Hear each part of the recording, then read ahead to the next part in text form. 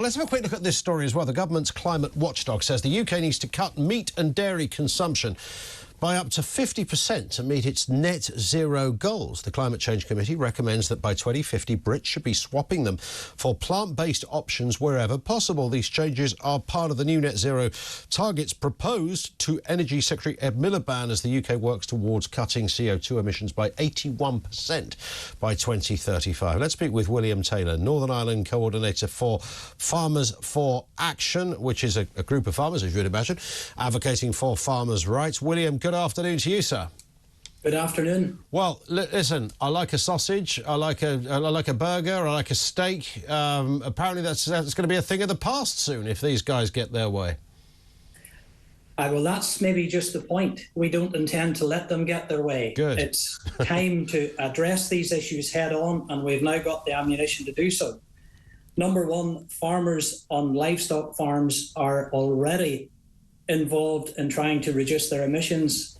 They're using feed additives, trials going on, and all sorts of things, and we're well ahead. Yeah. Now, it's time to turn the argument completely around and aim it straight back at the oil companies. Everybody and his dog knows that unless we reduce the use and consumption of fossil fuel by 75–80%, we are going nowhere. So it's time to have that discussion and leave the good quality food that is coming off farms in the UK, including all the vegetables that go to feed people who choose to be vegans, etc. That needs ring-fenced and protected, and it does not need a Prime Minister to come out with this statement who must have some other agenda. Well, as you well know, William, in the farming, well, from being in the farming world, there are a lot of sort of evangelical voices that just hate farmers, or they certainly hate livestock farmers for lots of reasons. So that thinking is going to carry on, and governments have a weird habit of doing what they think is the right thing rather than what is the right thing. But here's the information that people need to know.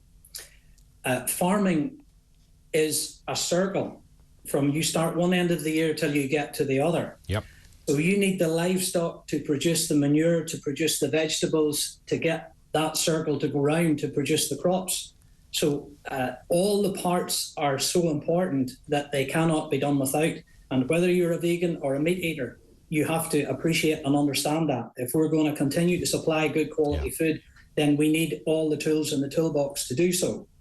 So in order...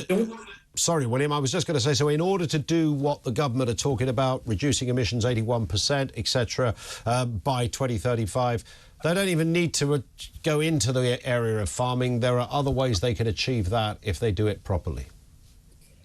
Yeah, but then where are they going to produce the vegetables, and what are they going to use to fertilise the vegetables with? And the whole thing is all linked together. And then you have Valencia, that has just lost a whole lot of production. So the UK needs to waken up and realise that it now cannot rely on imports to feed the nation. Yeah. At the minute, we're still only 55% self-sufficient. So we actually run out, I think, in the 12th of August every year. So, you know, there might be all the money that God sends in London, but, you know, you can't eat money. That's why you can give it a go, but it doesn't taste very nice. In terms of how hopeful you are, William, to you know, for this argument, you know, there's been, unfortunately, in 1 or 2 weeks, more than one discussion about the future of farming. As you're more aware than I am, the inheritance tax thing, and you know, look, small holdings in particular are up against it, right? Anyway, it's never been an easy job. It's always been a job that requires a lot of thought and a lot of graft. It's a skill which often gets missed in this discussion.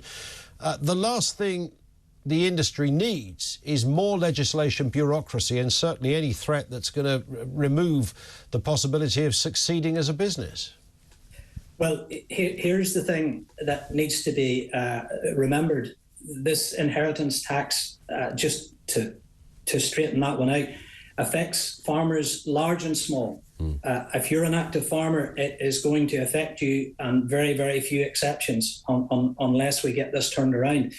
But to go a step further, I think it's very important at this stage to make it clear that COP29 and all the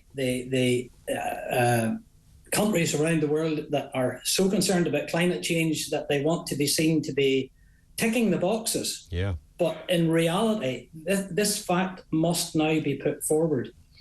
If you cut out junk food, and if you do away with sugar going into food and transfer all of that into ethanol for the aviation industry, that can be done very, very quickly. I would say within a year. Wow. And you can have airplanes flying who are fossil free. And as we know from 9/11, if you can do that for all the air industry around the world, you will lower emissions. You will lower the world's average temperature by almost 2 degrees. Now, that's what Keir Starmer needs to be talking about, that he's going to be part of that and get on with it. Well, he did say, didn't he? He's not going to tell people how to change their lifestyle. No, but he doesn't have to. Because remember, the NHS is facing a huge bill for obesity. It's facing a huge bill for diabetes. You transfer all the sugar into aviation, and we've done the numbers, and you will actually lower obesity by 80%. You will lower diabetes by 80%.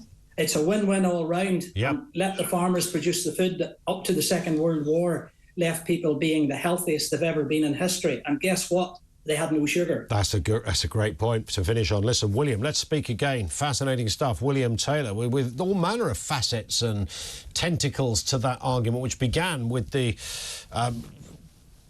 Energy Secretary receiving this proposal that suggests the UK or the government needs to cut meat and dairy consumption by up to 50% to meet its latest net zero targets. There you heard from William Taylor, who's the Northern Ireland coordinator for Farmers for Action, saying you don't need to do that. You haven't got to go there. There's loads of other ways around this.